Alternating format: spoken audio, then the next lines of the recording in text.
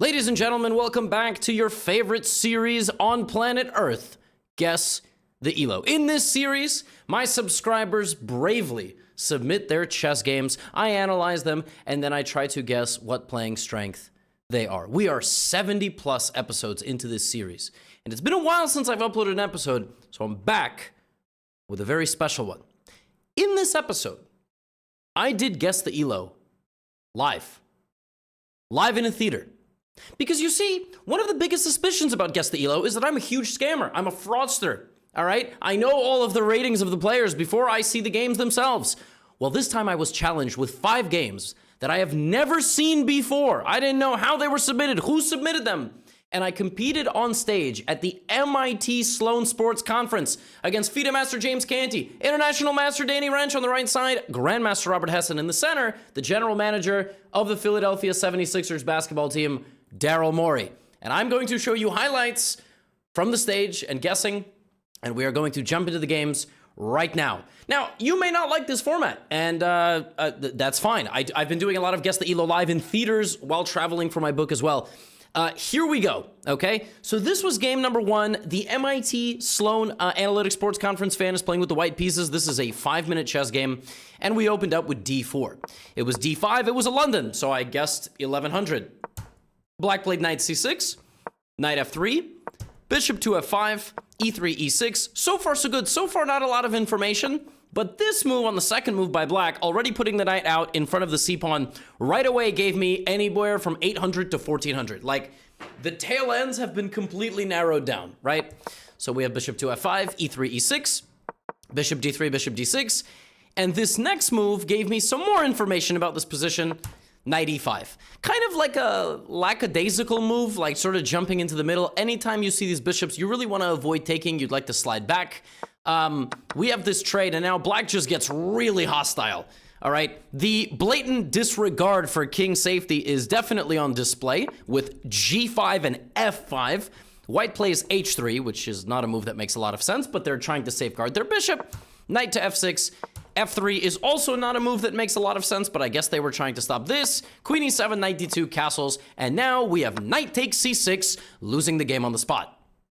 This move was played with the intention to open up this and go queen a6. However, knight c6 makes very little sense because if we back up 2 moves, this bishop is protected 2 times. So basically what happened in this position is white unstrapped the gigantic weight, all right, that was being strapped in, and then they proceeded to drop a massive piece of steel on their own face. Okay, they unstrapped the safety harness and they completely allowed the bishop. I mean, it's really incredible stuff. The bishop was overprotected and now it can be captured, and black didn't see it. So again, I'm thinking like 900, okay? I'm thinking like around 900. White plays queen a6, but black's king is actually shockingly safe in the center of the board. And white takes to try to open up the king. And white takes a pawn, but now black spots the counterattack. So again, I'm looking anywhere between 900 to about 11 or 1200 here. King f1, g4, look at this. Attacking the king. The king is opened up. Oh, we lost the pawn. We lost the pawn. We're going to lose everything. Black doesn't see it. Now the position is back to equal. The queen comes back to play defense. Knight e4 is a horrendous move. It's mate. Knight e4 is trying to threaten mate, but they completely forgot about this pawn. Take. So did white. And rook takes h7 is still possible. And it's mate because the king is cut off. So if the king goes there, this is mate. And if the king goes there, it's, oh my god, rook h7. White goes here, losing the game on the spot, right back. Queen e3, and now rook h7 is no longer a winning move. Because king c8, you cannot go there, because it's illegal. g3. Now, the way you win this position is before you take the pawn, you give a check. So that on the very next move, you take with a check. You want to make sure every move is a check. It's a very common tactic. Instead, we have this. But black is still completely winning. King d2. Queen f2 check. The king goes running. The king goes running all the way up to c. Oh my god, this is completely nuts. It's going to be a draw. No draw. Rook takes h5. Rook b8. And now white is winning again. Rook h7 check. King c8. The rook is hanging. Boom. Queen b4 check. Very nice. Rook h8. And white has won all the rooks. Is there more drama? Is white going to blunder a perpetual? No. White safeguards the king. Queen a8 check. Rook h7. And it's just a matter of time. Rook d7 is checkmate. And the game is over. Whew! That was very, very crazy. So it started out as a relatively straightforward and peaceful London. White played knight e5. Not really a move that makes a whole lot of sense right now. The sides traded. Black got way too aggressive. White proceeded to completely weaken the bishop and blunder it a move later. Nobody noticed. But then Black got in and opened up the position like this. Black blundered checkmate. Black blundered checkmate again. White didn't see it. Now White is completely lost. And Black is completely winning. And Black ran out of moves that were useful, and then Black lost both of their rooks. So I originally thought it was around 900, but because I knew it was a blitz game, well, I decided to adjust my guess a little bit, and here's what happened. What do we got? 1,300. 1,300, okay. Okay, Levy. Going Should I go last? So he's Yeah, gonna go last. we're going to let Levy go last. Yeah. Since he's the world's expert Yeah. on this. Daryl, you're That's the one not who says accurate. you most. That's not. 1050. Suck Okay. it, Trebek. Suck at your back. 972. Okay. And Levy. Well, you said 972? Yeah. I said 1120. Okay. This is fascinating because Levy is the closest. Wow. Wait. What's the rating? The rating is 1209. It's close between you and Canty. Canty was second. So James guessed 1,300. Daryl Morey guessed 1050. Robert Hess, I mean, seriously disrespectful stuff out here. 972. Although, I did just tell you, I also thought at first it was 3 digits. But then I decided to adjust my guess, and I said 1120. And the player with the white pieces was rated 1209. So I was 89 points away. I was on the under. Actually, James Canty was 91 points away, but he overestimated. So it was close.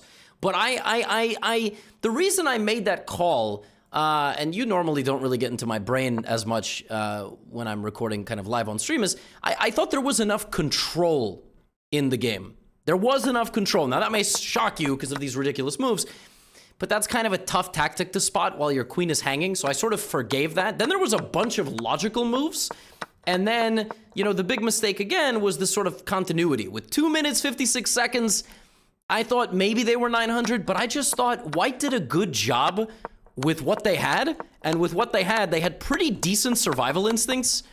And then they, you know, took their chance when they saw it again, and then it was smooth sailing. So that was game number 1, and I was closest, but it was close. I mean, it was not, you know, it was not a perfect guess. And so 1209, and so now we move to game number 2, and this game was hilarious. So in this game, we have e4, we have d5. It's a 10-minute game, and we have f3. f3 right away tells you this is below 1,000, and if it's over 1,000, the person should never play chess again. Because I don't know how many people you paid to lose to you to get to that rating. F3 is just, you know, F3 is a beginner move. You know, you get hit with a Scandinavian, you think, oh, I'm under attack, I have to defend my... No. You never, there's like no reason to put a pawn on F3. It's very, very rare in the opening that you have to do that, in particular against the Scandinavian defense. And this game got completely insane right away. D4, knight B5, E5, like... When a game has a level of randomness, yeah, you just gotta go 3 digits. And this game just looks like 2 toddlers sort of wobbling around, like C4, just sort of trying to find their footing. D3, threatening a fork. By the way, there was an en passant there for the keen, you know, observer. White plays knight A3, have absolutely no idea if they spotted that or not. Bishop E6, F4. Like, borderline losing after pawn takes. Now, Black plays a tactic here that I don't think they realize. Bishop takes, giving up a bishop to get this fork. Have no idea if that was the plan. Maybe it was. Now, White, of course, can just move the king, lose the rook, and then... White loses the queen? What? What is happening? Why did they do that? Now they get this. In comes the Black queen activating, right? Now White gives a sneaky little check on d7, which doesn't do much, and goes to b5, which also doesn't do much, and now there is just a fork, which Black does not see, and now there is bishop takes c6, defending the pawn, and if takes, it's a fork. White doesn't see that. White attacks the queen. This is a check. The bishop is hanging. The king is hanging. We move the king. The bishop can be taken. It doesn't get taken. The bishop goes to c4. Knight f6. Now we're pinning. Oh my goodness. We're pinning the rook. Knight g4 check is absolutely brilliant because not only does it hang a knight, it hangs a knight and opens up an x-ray. So knight g4 is an absolutely genius move that loses 12 points of material. It is not possible in chess to lose double digits of points of material in one move. But Black finds a way to do it. White doesn't see it. Knight e3 check, really insisting on losing the knight. Queen f5, queen h3, and then for some reason, black went there and resigned. Black resigned. I think black thought it was mate. Or black had to get off the toilet at the office. I don't know. But black resigned. Okay, so I looked at this game, and I really regretted it. And then after I was done regretting it, I was like, okay, I'm thinking 500, right? Like, but there's a cutoff. There's a cutoff at around 500-600 where you're playing decent games as a beginner, but people are just like kind of tough. Like elo hell in chess is around 600 because you just can't find your way out of it. But 400 and 300 is just nonsense. Like chess is just, kind of all over the place. So I thought about it, and ultimately, here were the guesses. A little higher. No one saw it. A little higher. Oh. There you go. Okay. Canty. 748. Okay, we're in the same 748. order of magnitude, Robert. we'd say. 528.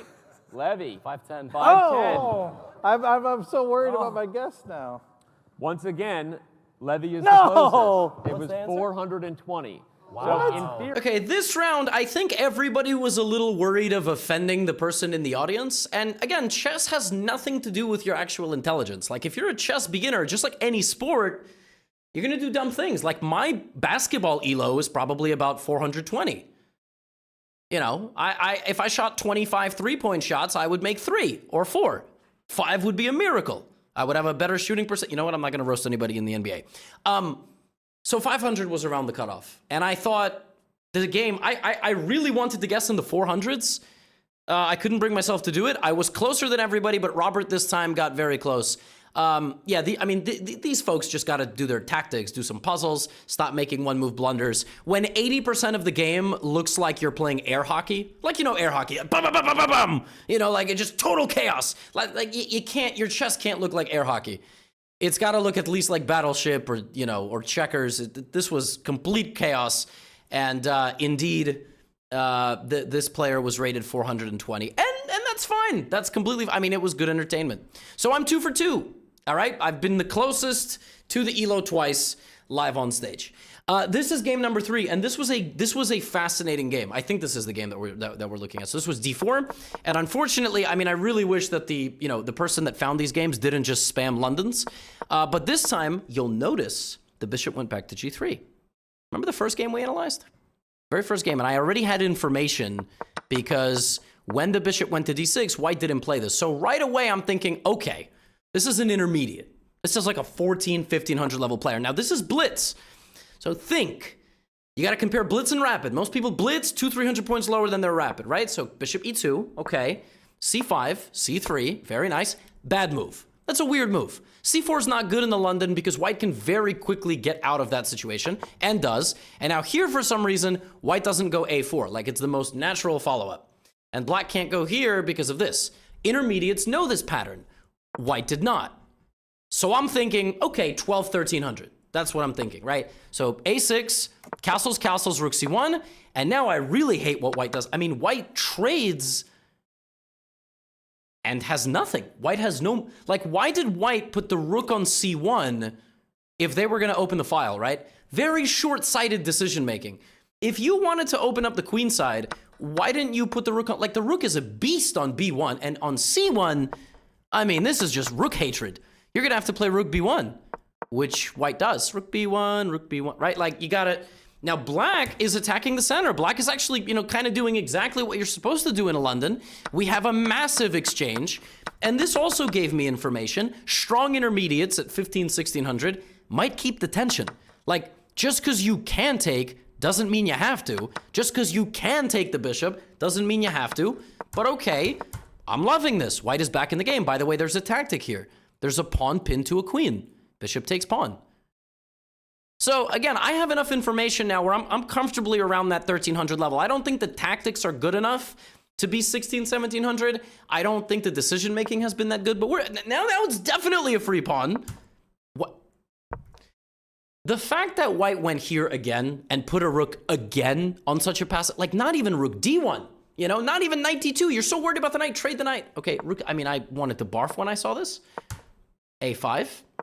By the way, bishop c4 is still possible because you would take the knight.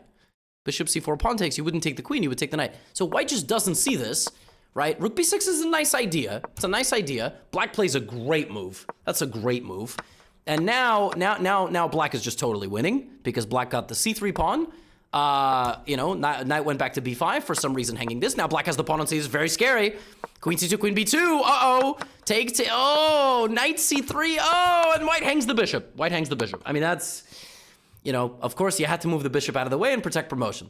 With 149, I thought that was spottable. So I'm in my mind, I have a guess. I mean, it's definitely not above 1500. What? Like, of course it's not above 1500. I mean, they just hung a knight for no reason, and now they hung their pawn, and now that's it. Oh my god. What is going on? Oh, why are we just... You get in an endgame, you got to think who has the better minor piece. It's probably white. I mean, white's knight is so powerful, but, I thought the players were a little trade happy, and then black hung mate in one. I mean, what do you want me to do? Like, how do you lose a rook and four endgame with a minute and a half? Guys, this is crazy. So just that one final moment, just this one moment, like, because, again, it's all about control. It's all about, like, not making these one movers, right? I mean, how did black go here and not leave? You got to exit through the door that you entered. Like, how did you just go in and... Anyway, so we started guessing, and this is what we came up with. Robert Hess has Josh, guessed my- 1321. Oh my God, 1325. 1325. Wow. James Canty. That's bad for you, and Price is right. 1500. 1500. I gave him a 15. I actually think 12-15. Okay. Oh. We'll see. Okay, for the first time, we have a different winner. James Canty is closest. Oh, Jay. And wow, Josh's rating is actually 1704. So Josh, explain Whoa, yourself. Josh. No, I'm kidding. You don't have a Explain microphone. yourself. But- Come on, Jay Money. In our first time ever, we'll be calling up Okay. Josh. I guessed 12-15. That game I was completely wrong. I guessed 12-15. Hess and Daryl were closer at 1300. Canty said 1500. And afterwards, not only did I have the shame of having such a poor guess, I had to speak to Josh. So imagine I do guess the ELO and I make fun of y'all at my desk. Josh came up to me after and he said, "You want to step outside?" And I said, "No, thank you." He didn't actually, he didn't do that. He was very nice. But I told him, listen, I had a lot of reasons to not think Josh was 1700. And I meant that in the most respectful way. Moves like h6, and again, his opponent is also 1680. So the average of this game is around 1700. C4 is not a 1700 type of move. Not playing A4 is not a 17. I thought that Josh made a lot of questionable decisions. But I guess in hindsight, I should have just been like, well, he didn't make a lot of blunders. So I don't know. I don't know. I stand by my guess. You know what I mean? Like, this was more of a 1400 kind of game. And then as it got deeper, these blunders, like not bringing the knight out is, oh my goodness. I was totally wrong. I was off by about 500 points. So that one was bad. But, you know, we're going to bounce back. We're going to bounce back. And so in this game, I think this is the first time that a person has played with the black pieces, if I'm not mistaken. Yeah, we've had a bunch of people playing with the white pieces. Now we're, you know, Sloan fan with the black pieces. And this one right away, Caro Kann is great. Bishop c4. So Bishop c4 is known as the hillbilly. A lot of beginners face this. But the real hillbilly, it's actually called the hillbilly attack, by the way. I am not trying to be funny. The real hillbilly is to gambit the pawn. This is the real hillbilly, where you do this and then queen h5 and you threaten mate. Not mate, but, you know, devastation. But a lot of people play bishop c4, d5, and some of you have, like, written in about my Caro Kann course, and you say, Gotham, this is not in the Caro Kann course. It's not, because it's garbage. I can't cover everything, all right? Like, if your opponent plays this, it's not in the Caro Kann course, because it's a bad move. I can't cover every iteration, you know what I'm saying? This is just bad because it's just an exchange Caro Kann. Pawn takes, white just goes here, and you're just playing an exchange Caro Kann, and now it gets even worse. This was so frustrating. White went here. So white has made 5 moves, and 1, 2, 3 of them are with the bishop. And guess where that bishop is going next? It dies. You can't play chess like this. You can't play 1, 2, 3, 4 bishop moves. White hasn't developed any pieces. So right away, we're below 1,000. Right away. We're either below 1,000 or we're just above 1,000 where people just don't care about their opening. So now I'm gonna find out just how well, white is doing. Bishop d6. Knight f6. I won't even think about it. Great. Knight f3, castles. I love the way black is playing this. Black is doing an excellent job activating every piece. To white's credit, after that garbage opening, white is also playing fine. b4 is not a bad move. a3 is not a bad move. And the truth is, it's actually kind of hard to break through a position like this because, okay, there's light squared weaknesses, but what do you do with them? To be honest, I would probably trade, put a rook on the A file, maybe bring my queen out to trade those rooks like that, and then infiltrate. That's what I'm thinking. Or plop a knight into the center, and then rely on my breaks here, but it's kind of complicated. Rook E8, I don't blame you. Now white trades the bishop again. This type of bishop hatred, like this type of putting the bishop and trading for the knight, it's got to be 1,000. Like, we got to be at the 1,000 level. Knight BD2. Now, bringing the queen to the home square. Why? 8 times out of 10 at intermediate and beginner level, going backwards is bad. Don't go backwards. At least go laterally. Rook A8. Rook A8. Queen D8. Oh, my goodness. Take. White is fine. After all that nonsense, white still has a good position.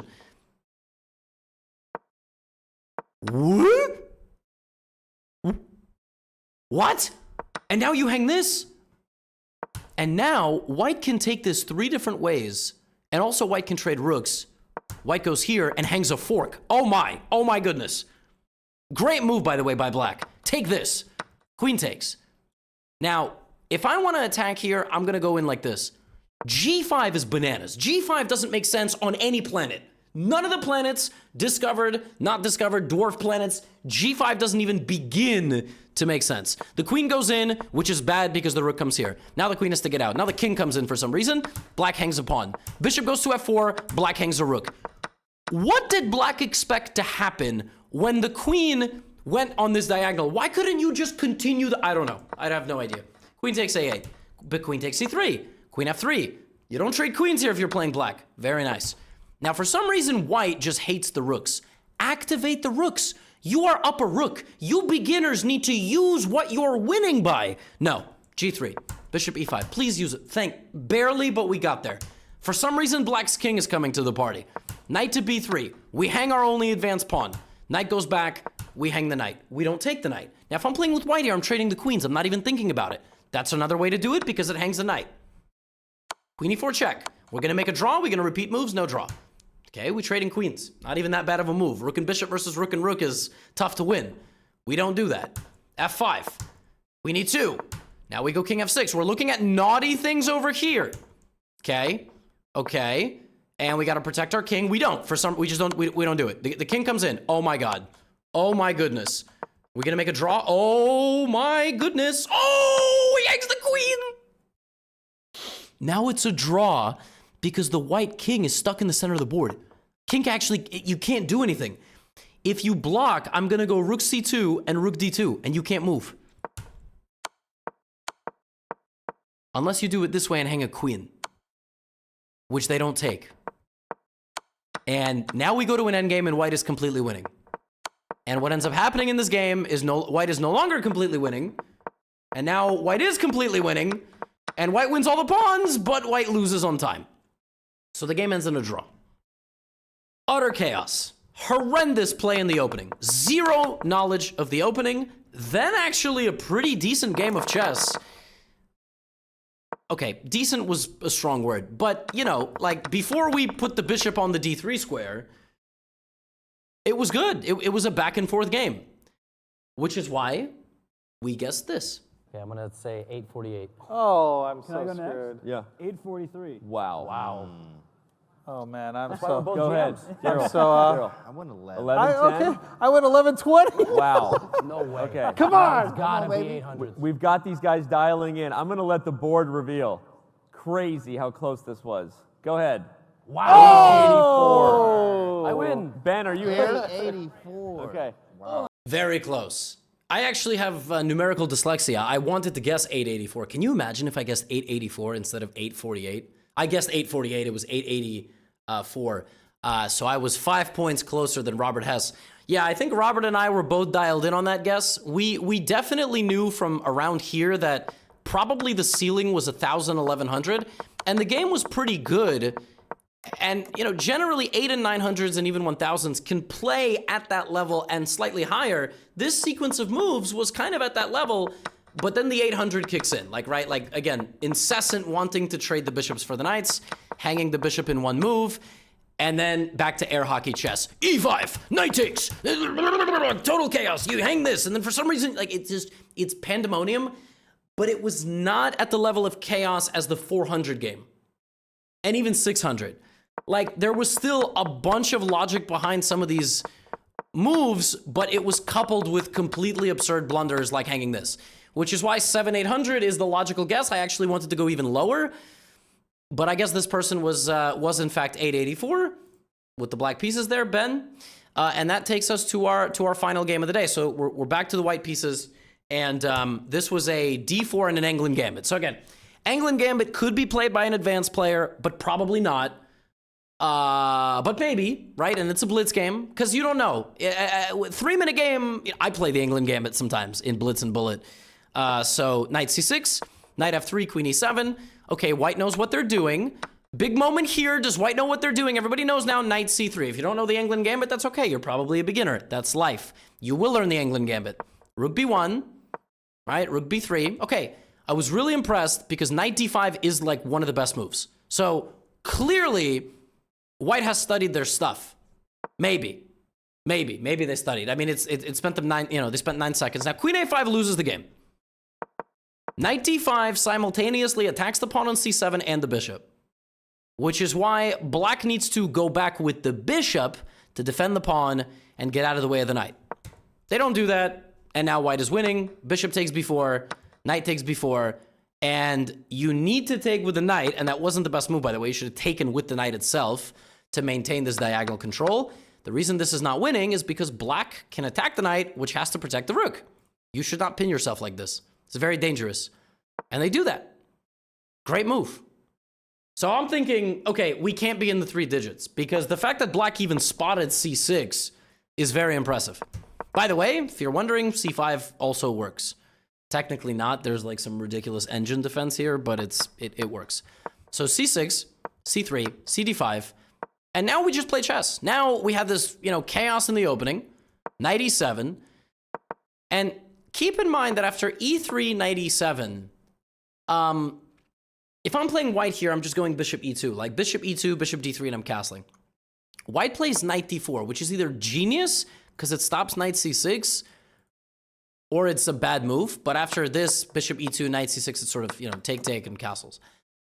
And listen, to get here after this kind of opening blunder and, just one mistake, and then a bunch of good moves, I'm thinking, okay, it's probably 4 digits. It's probably 4 digits because of the way it's being played. So we have bishop e2, right? We have this position. And if I'm playing black, I'm getting out with the queen, but I'm castling too. So I'm castling, queen d4. This is great. Black is just up a pawn, and black has no weaknesses, while white has a weakness, doubled pawns, and no a pawn. Like if I'm playing black, I get my queen to safety and I advance my a pawn. I just make white have to defend. So let's see what happens. Queen h4, excellent move. Hangs a pawn, but you need to do something. You need to create counterplay. Now, in theory, this is good, but I would have liked to see a pawn attack. Sometimes the easiest way to start an attack on your opponent is with the pawns. Look, bishop f5, look at this, g4. If the bishop goes anywhere, you're gonna play f5, f6. Also, the pawn is hanging. So, unfortunately, the way white does this is white loses the entire house. So white lost that, and that. Now white is down 3 pawns, and black can just go. And as long as black doesn't get checkmated, it's game over, and I got news for you. Nobody's getting mated here. Bishop d3, g6, or h6. You can't do this because of the bishop. If I'm playing with black here, I'm just pushing my... And that is exactly what black does. Look at this. This is perfect. Now white is totally lost. This is great play by black. F4. Queen g7. Fine. F5. Now this is bad because the queen can get walled in. And this is really depressing. Look at this queen! And the craziest part is, if white plays this a little bit longer and gets this is really terrible for black. This is hilarious. And apparently the engine still thinks it's winning, which is really funny. So F5, all right? B4, FG to open up the position. takes. White sacrifices, but that's a losing move because rook takes rook, which black doesn't play, but it's still losing probably. But now it's queen d8. Now white is at least getting a draw. Rook f3. Oh my goodness, king e6, black is winning. Queen b6, queen d8. It's mate. Queen f6 is mate in one. It's mate in one move. Queen f6 is mate in one. They don't see it. Rook a6. Now the queen comes up. Queen f6 is mate in one again. It's mate in one again. Oh, it's safe. Queen g4. King, take the bishop. No. Take the bit. King c5. Queen. That's it. Run over here. You survive. You run to the corner. No. And the players repeat moves and make a draw. Now, that's a lot of info. The early gambit, knowing how to play the gambit, blundering a piece, but then counter-blundering it back. Then a pretty normal game. White goes for an attack, sacrificing literally everything. Black does very well with counterplay. White does very well with counterplay. White sacrifices, which is not the best way. So, a lot of information. And then at the end, cerebral enough to take a draw, although not the best decision for black. Let's see what the guess is. All right, Daryl, you're up. Come on, get us one. What you got? 1070. All right. Okay. James, no, Robert, you want to go next? 1177, within 100 points of each other. 1250. 1170. 1170. Damn, them boys same wavelength. Dang. They do look alike. The don't rating Well, was you should be 1159. Wow. Oh. Man. I won? So, it ends with me guessing 11 points away from the person, from Ice Cubed. Great name, by the way. I said 1170, and the opponent was 1173. I mean, listen, I went 4 for 5. I had 4 of the 5 closest guesses, and then, you know, the Josh game, I guessed 1215, he was 1700. We're just gonna ignore that conveniently. 4 out of 5. Live games, obviously never seen them before. Different time formats, rapid, blitz. Yeah, at the end, me and Robert had 2 guesses that were really, really close together. But 1170 in this game just made sense. I mean, it seemed like an intermediate player, early intermediate. Definitely a lot of control in the game, a lot of logic, but still flaws and, you know, still room for improvement. So my first ever live guess the ELO, I went 4 out of 5. And I had some pretty close guesses, 30, 40 points away, 11 points away at the end. Hey, you can't mess with the Guess the ELO King. Let me know if you enjoyed this concept, and I do have a little bit of special news. I will probably, later this year or in, 2025, I will do live events in the US, Europe, and maybe other parts of the world as well. And a lot of that will be fan events, but a lot of live Guess the ELO too. So I look forward to it. You know the drill. Get out of here.